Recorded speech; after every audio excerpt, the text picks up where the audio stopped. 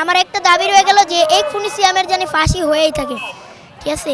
আমি খুনি সিয়ামের ফাঁসি চাই। আমার এই বোনের সাথে 2 বছর ধরে আমার এই ছেলেটা কথা বলতো।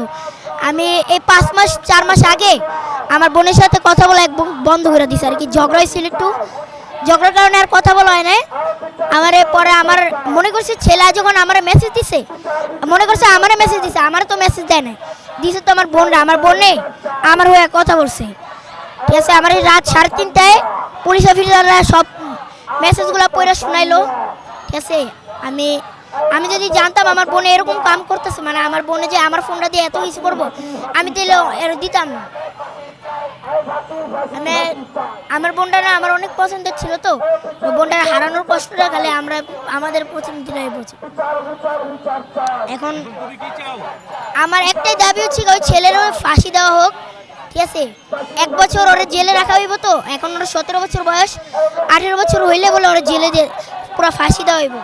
এখন যত দ্রুত সম্ভব ওরা ফাঁসি দেওয়া উচিত। আমার বোন রে মারার ওর কোনো ইয়া ছিল না, ঠিক আছে। কথা গাড়ি খেতেছে যে আমার বোনরে মারা ফেলবো, এরা আমি মানতে পারতেছি না। আমার বোনরে বলছিল কি তোমার একদিন আমি আমার বিয়ে করে আমি তোমার সাথে আমার নিয়ে যাবো, আমার সাথে নিয়ে যাবো। আমার বোনরা যদি ভালোবাসা থাকতো হয় তাহলে আমার বোন আজকে মারতো না, ঠিক আছে। আমার ওই ছেলেরে ফাঁসি দেওয়া উচিত। ওই ছেলে আমার দিকে কেমনে তাকাচ্ছিল, ঠিক আছে, আমি গেছি করে ওই ছেলের ফাঁসি দেব, আমার একমাত্র বাদ দেবে। আমার হচ্ছে ইফতারি করার পর আমার বোন আমার বললো কি যে অনেকদিন তো বাইরে যাওয়া হয় না, আমরা চল একটু বাইরে যাই কিছুটা খায় আসি। আমাদের মানে একটা রুটিন ছিল যে অনেকদিন ধরে আমার বোনের বাইরে যদি না যায়, একদিন যাই আমরা একটু ঘুরে টুরে আইসা মানে কিছুটা খায়াটায় পরে বাসায় এসে পড়তাম।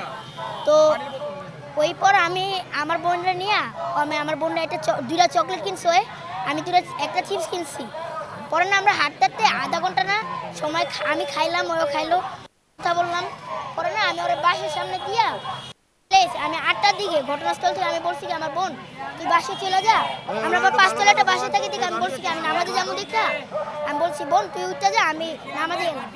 আমি পরে হচ্ছে গিয়ে আমার বোনরা ওই নিচে দিয়া আমি দৌড়ায় নামাজে গেছি গা। 10টার দিকে যখন আমি এলাকায় ঢুকে দেখি কি যে সব জায়গায় মানে রক্ত রক্ত, আমি বলি কি একজনের জিজ্ঞেস করে বললাম যে আঙ্কেল এখানে কী হয়েছে, বলতেছি কি যে এখানে একজনের কোপানো হয়েছে। আমি কই কারে কোপাইছি, কই কি জানি না। পরে না হাঁটতে হাঁটতে না আমার একটা বড় ভাইয়ের সাথে দেখা হয়, বলে কই কি তোর বন্ধু কয় তোর বোনরে বলে কোপাইছে। আমি কই কি আরে কি কয় ওটা কোনো সত্য না। পরে আমার বাড়িতে ঢোকার পর না সবাই আমার বলে তোর বোনরে কোপাইছে তুই শিকদার হসপিটালে যা। আমি শিকদার হসপিটালে তো যাইতে পারি না। পরে আম্মু নামছে, আম্মুরে নিয়ে আমারে চলে গেছে। আম্মু আমার পরে নিয়ে শিকদার হসপিটালে নিয়ে যায় দেখে কি ওখান থেকে ঢাকা মেডিকেলে পাঠাইতেছে। আর ঢাকা মেডিকেলে যা দেখি আমার বোন আর মানে কি নাইগা, মানে আমার বোনটারে বাঁচাইতে পারে না, আমার বোনের যাইতে যেতেই মানে কি মারা গেছে আর কি, ঠিক আছে।